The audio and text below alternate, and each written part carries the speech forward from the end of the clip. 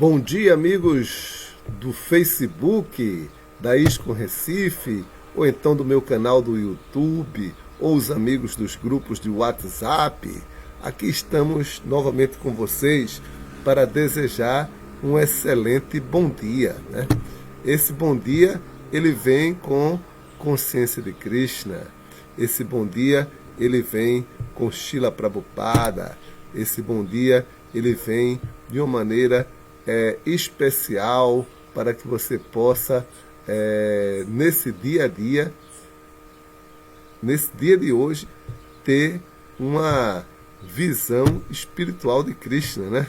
Para que você possa ter uma visão mais transcendental sobre a consciência de Krishna, né?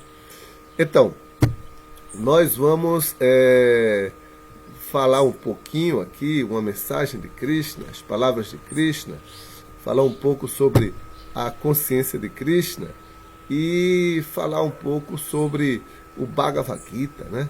Porque o Bhagavad Gita é o livro de Krishna, então são as palavras de Krishna. O Bhagavad Gita é a transcendência do conhecimento, é o conhecimento transcendental.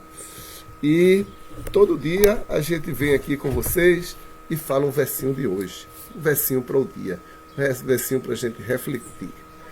Esses versos que Krishna está falando, ele está falando da luxúria, que é a força que nos impele a cometer atos contra a nossa vontade, né?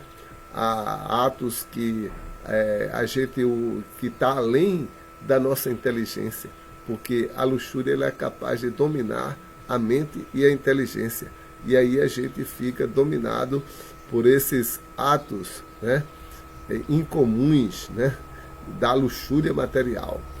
Gente, então, a gente está lendo o capítulo 3, né, do Bhagavad Gita, Karma Yoga.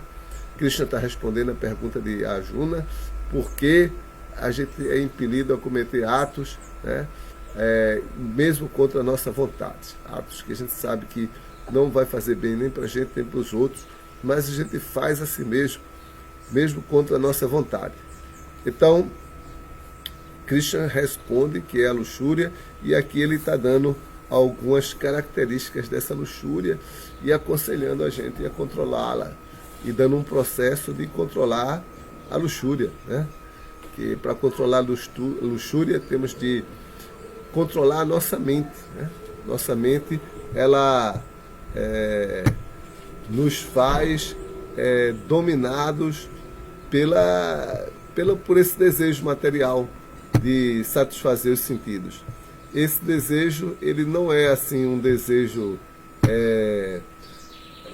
transcendental, mas é um desejo que existe por causa da sobrevivência, né? Se a gente não sentisse prazer em comer, podia ser que a gente não quisesse comer, né? Porque para comer tem que trabalhar, tem que fazer algumas coisas, né?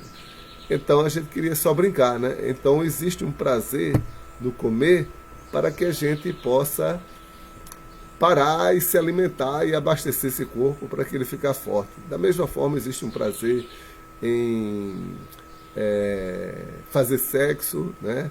Em dormir, porque são coisas necessárias para a nossa manutenção desse corpo, né? E também para continuidade da nossa espécie, né? Então esses prazeres, eles existem e são naturais e importantes para a sobrevivência do ser humano. Porém, o ser humano tem uma inteligência e uma mente, e esses prazeres, às vezes, devido à capacidade especulativa do ser humano, imaginativa, né? Então ele explora esses prazeres naturais.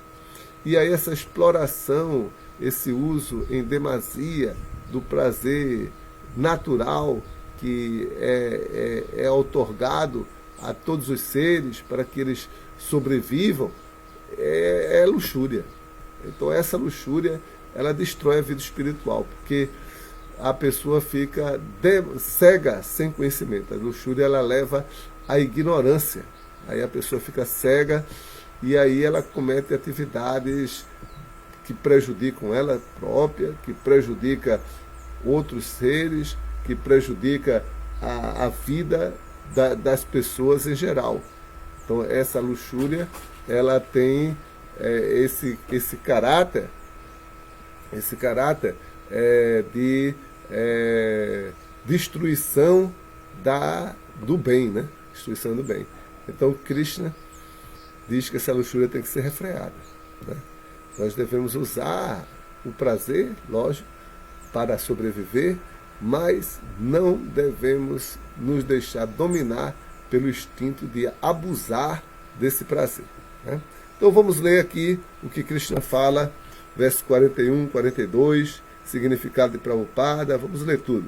Então, lendo o sânscrito, Tasmat tuam indriyani ado niyamya bharata shabha papmanam prajahi enam hienam gyana vigyana nashanam. Portanto, ó Asna, ó melhor dos Bharatas, desde o início refreia este grande símbolo de pecado, a luxúria, regulando os sentidos, e aniquile esse destruidor do conhecimento e da autorrealização. Significado por sua divina graça, Sri Bhaktivedanta Swami Srila Prabhupada. O Senhor aconselha que Asna passasse a regular os sentidos desde o começo, a fim que ele pudesse refrear o inimigo mais pecaminoso, a luxúria, que destrói o impulso para a autorrealização e para o conhecimento específico do eu.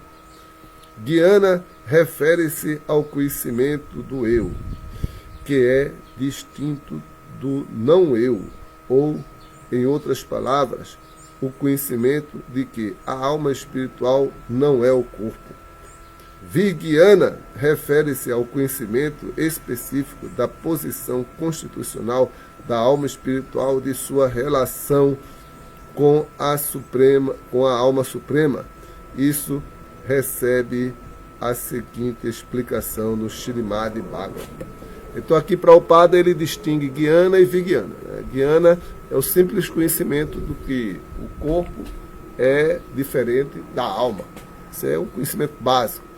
Nós podemos perceber que o corpo ele é perceptível, né? Ele é grosseiro, ele está dentro de... Nós podemos percebê-lo com nossos sentidos, mas a alma ela é sutil, e ela é muito sutil e ela não pode ser percebida pelos sentidos, né? Ela pode ser compreendida apenas por indução, mas ela não pode ser compreendida por experimentação, né? Então, e ela é bastante sutil, mesmo a mente e a inteligência, ela só pode ser compreendida por indução, não pode ser compreendida por experimentação. Você não pode colocar uma mente no tubo de ensaio, né? Não é possível, né? Mas por indução, né? Através de análise, a gente pode compreender que existem diferentes mentes, né? Diferentes sentimentos, né? Etc. E que elas existem, a inteligência também. Mas a alma ainda está mais além do que a mente, do que a inteligência, porque ela é a origem dessa mente, dessa inteligência, né? Então, quando a gente aproxima a entidade viva da alma, né, a alma se aproxima, aliás, quando a gente coloca a nossa inteligência e nossa mente próxima da alma, aí essa mente e a inteligência começa a se espiritualizar, se iluminar e adquirir o conhecimento mais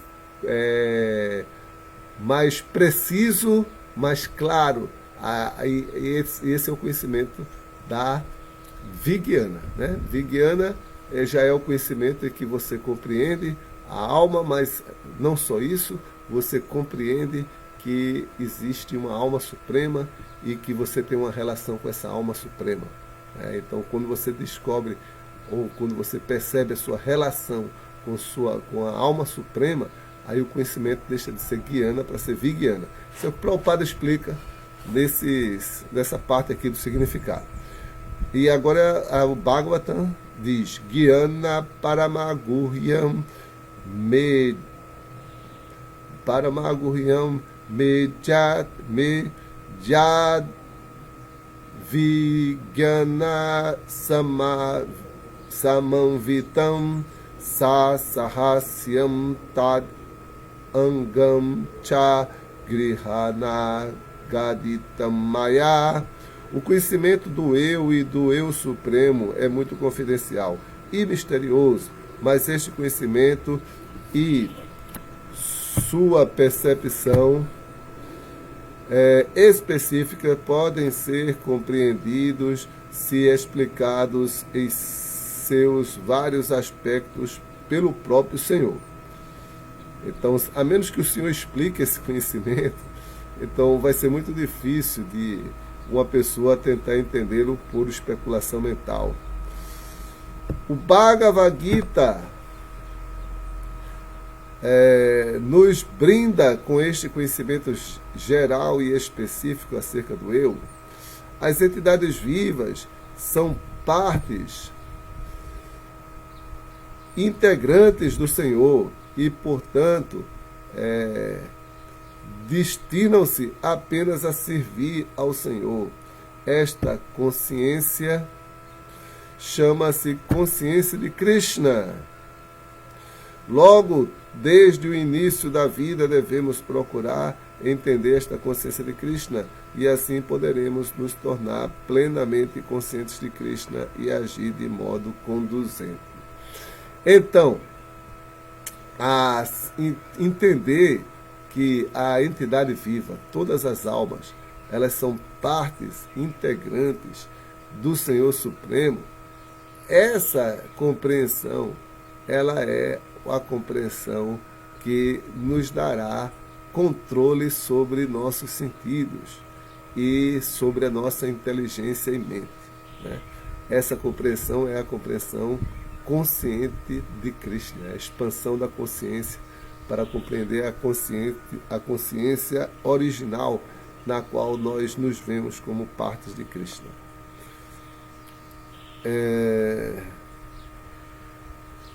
Estamos lendo aqui, logo desde o início, assim, lemos isso. A luxúria é apenas o reflexo pervertido do amor a Deus, que é natural a todo ser vivo. Então, o ser vivo ama a Deus, mas esse amor, no contato com a atmosfera material, esse amor, ele se torna egoísta, né? Individualista, invejoso, aí chama-se luxúria. Mas se desde o início alguém for educado em consciência de Krishna, esse amor natural a Deus não poderá deteriorar-se em luxúria. Quando o amor a Deus se deteriora em luxúria, é muito difícil voltar à condição normal. Todavia, a consciência de Krishna é tão potente que mesmo quem demorou a entrar em contato com ela pode tornar-se um amante de Deus, caso siga os princípios reguladores do serviço devocional. Então, o princípio regulador do serviço devocional principal dado pelo Sr. Chaitanya é cantar o Mahamantra Hare Krishna. Então, as pessoas que têm uma dedicação ao canto do Mahamantra Hare Krishna, mesmo a luxúria sendo muito forte, difícil de superar, eles poderão fazê-lo por causa da potência do Mahamantra. Nanamakari Bahuda Nija Sarvas Shaktis. O Senhor Chaitanya investiu nesses santos nomes, o Senhor Supremo investiu nesses santos nomes toda a sua energia, toda a sua potência. Então, continuando aqui, assim, em qualquer fase da vida, ou a partir do momento em que compreendeu a necessidade premente de aceitar a consciência de Krishna, a pessoa pode começar a regular os sentidos em consciência de Krishna no serviço devocional ao Senhor e transformar a luxúria em amor ao Supremo. a mais elevada fase da perfeição da vida humana. Então o processo é que você não para de fazer o que você faz, né? Você faz para Krishna e canta e reserva um tempo da sua vida, né, para cantar o santo nome de Krishna. E assim você vai poder controlar a luxúria. De outra forma, você vai cair vítima aí da luxúria e vai ficar correndo atrás da gratificação dos sentidos sem parar incessantemente. E o resultado é que os sentidos vão ficando fracos, a mente vai ficando fraca, a gente vai enlouquecendo, vai ficando senil, né? E aí a gente fica numa condição assim abominável, totalmente desprovida de benefícios materiais e espirituais. Vamos ler agora o verso 42. Indriyani paramyahu, indriyebhya paramama, manasastu parabudhi, jobude paratastu saha. O verso famoso, me lembro que eu tinha decorado esse verso, né? Mas hoje eu vou ter que estudar ele de novo para poder decorar. Os sentidos funcionais são superiores à matéria bruta. A mente é superior aos sentidos. Por sua vez, a inteligência é mais elevada do que a mente. E ela, a alma, é superior à inteligência. Significado. Os sentidos são os diversos escapes para as atividades da luxúria.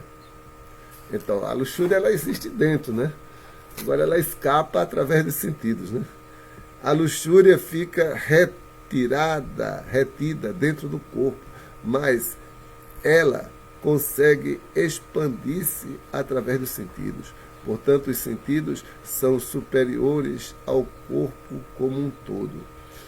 Estes escapes não são usados quando existe consciência superior, consciência de Krishna. Então, a gente não vai extravasar os sentidos se a gente está em consciência de Krishna. Em consciência de Krishna, a alma faz conexão direta com a suprema personalidade de Deus, né? Então, em consciência de Krishna, você está cantando Hare Krishna, então você está ligado com Krishna a todo momento. Portanto, a hierarquia das funções corpóreas, como é descrita aqui, termina na alma suprema.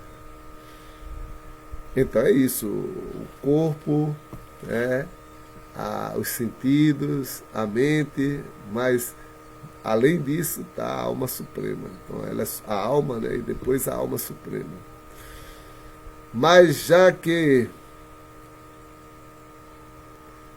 a ação corpórea significa as funções dos sentidos, e parar os sentidos significa parar todas as ações corpóreas. Mas, já que a mente é ativa, então mesmo que o corpo fique em silêncio, em repouso, a mente agirá, né? Então você pode tentar, eu vou parar os sentidos não fazendo nada, mas e a mente, né? A mente continua sonhando, né? A mente agirá.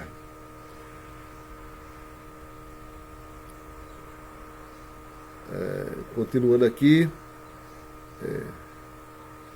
como acontece durante um sonho.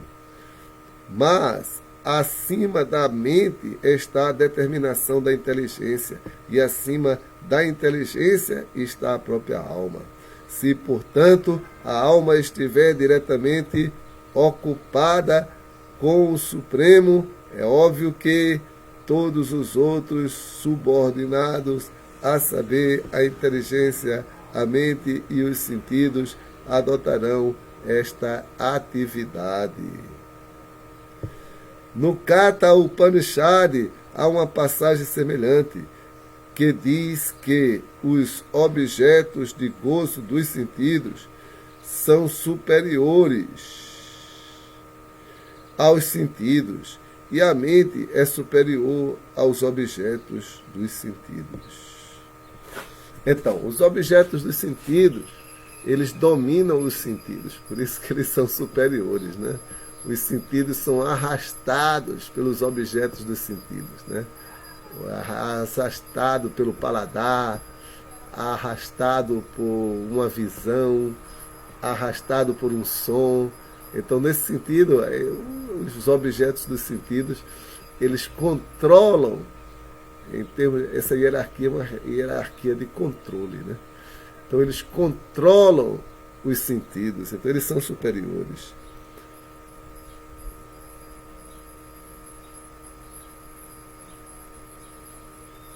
Então, aqui, se, portanto, a alma estiver diretamente ocupada, mas acima desses está a determinação da inteligência. Acima da inteligência está, e acima da inteligência está a própria alma. Se, portanto, a alma estiver ocupada diretamente com o Supremo, é óbvio que todos os sentidos subordinados, a saber, a mente, a inteligência e os sentidos, adotarão esta mesma atividade. No Katha Upanishad é uma passagem semelhante que diz que os objetos dos sentidos são superiores aos sentidos e a mente é superior aos objetos dos sentidos. Se, portanto, a mente se ocupar em serviço direto e constante ao Senhor, então não há possibilidade de os sentidos adotarem outras ocupações. Esta atitude mental já foi explicada. Paramdrishtua Nivartante. Se a mente se ocupar no serviço devocional ao Senhor, não haverá possibilidade de ela ocupar-se nas propensões inferiores. Então, como a alma é superior, então se nós aproximarmos a nossa mente, tirar a mente dos sentidos e colocar a mente na alma, na super-alma, então nós vamos poder controlar os sentidos, né? Esse é o processo da yoga. No Katha Upanishad, a alma foi descrita como Maham, a grande. Portanto, a alma está acima de tudo, a saber, dos objetos dos sentidos, da mente e da inteligência. Por conseguinte, compreender diretamente a posição constitucional da alma é a solução de todo o problema. Então, aqui a solução é você compreender que a alma é uma parte de Krishna e colocar a sua mente voltada para Krishna, e aí o problema de controlar os sentidos vai estar resolvido. Com a consciência de Krishna, devemos procurar descobrir qual é a posição constitucional da alma e então sempre ocuparmos a mente em consciência de Krishna. Isso resolve todo o problema. De um modo geral, o espiritualista neófito é aconselhado a manter-se afastado dos objetos dos sentidos. Ademais, temos de fortificar a mente com o uso da inteligência. Se através da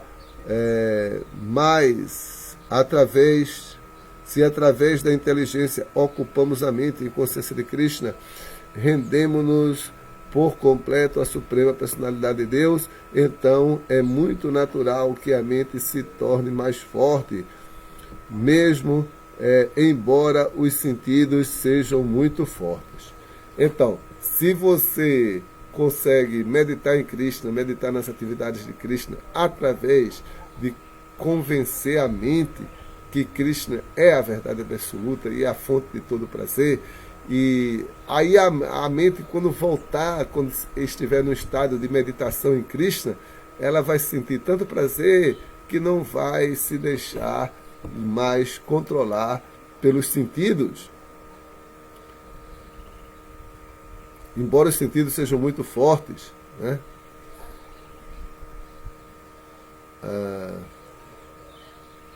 Vamos ler aqui. Então, é muito natural que a mente se torne mais forte, muito embora os sentidos sejam muito fortes.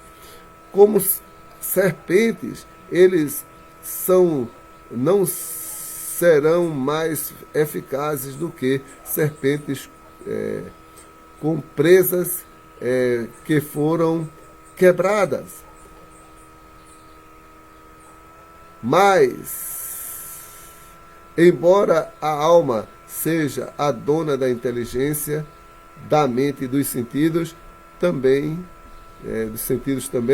mesmo assim, se ela não se fortalecer através da associação com Krishna, em consciência de Krishna, não há sempre a possibilidade de uma queda devido à agitação da mente.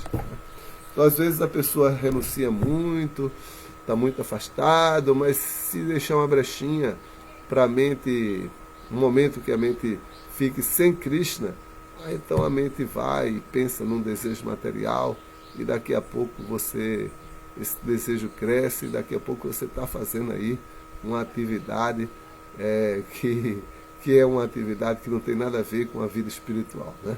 Hare Krishna! Então vamos parar por aqui essa live, já foi um pouco longa no domingo, vamos dar uma olhadinha aqui no Facebook da ISKCON Recife, vamos ver se nesse momento tem alguma pessoa ao vivo.